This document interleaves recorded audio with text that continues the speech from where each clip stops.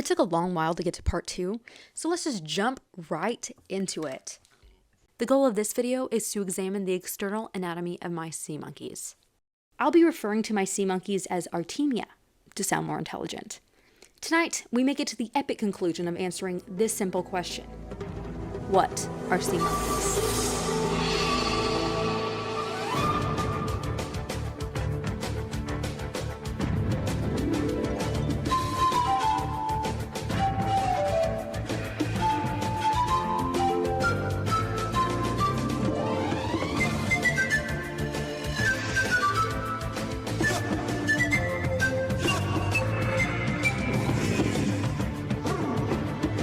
I was playing with them in the pipette. And they look tangled up now. What the heck? Why did I do that?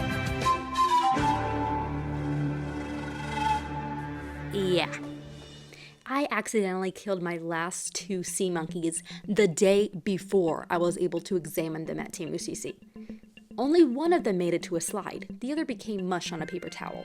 The incident is why Harold, our specimen, is going to look like a tangled mass of Christmas lights. Arthropod animals such as Harold have 3 body regions: a head, a thorax, and an abdomen. Located in the head, we can see the 2 main compound eyes. Artemia have 3 eyes in total, and 2 sets of antennae. If you recall from part 1, Artemia cysts have naupliar eyes, defined by their median location. After growth, the Artemia will develop an additional 2 lateral eyes.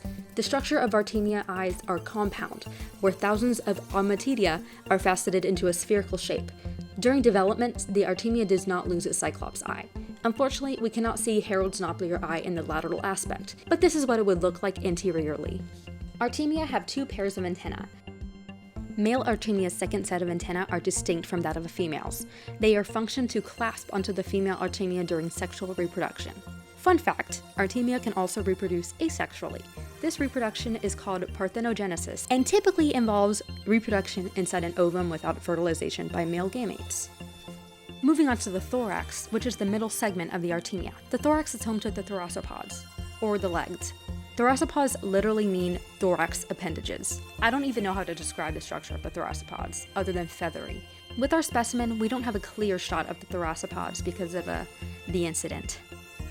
Now onto the abdomen. The abdomen is where the intestine is most obvious. The abundance of dark doo-doo defines the abdominal cavity.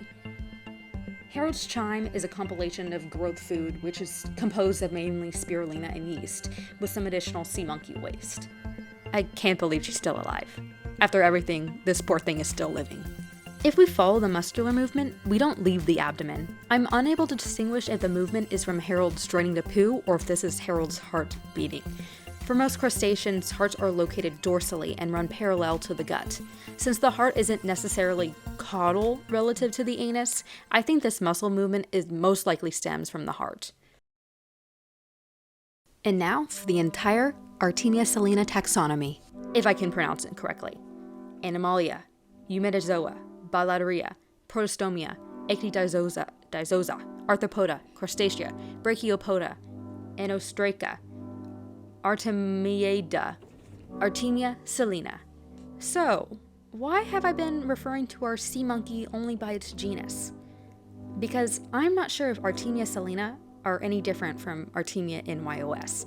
While the sea monkey brand has classified Artemia NYOS as its own species relative to Artemia salina, there is absolutely no evidence proving a difference, meaning sea monkeys are not a different species, meaning I think I owe Miss Lucia Peters a big, fat apology.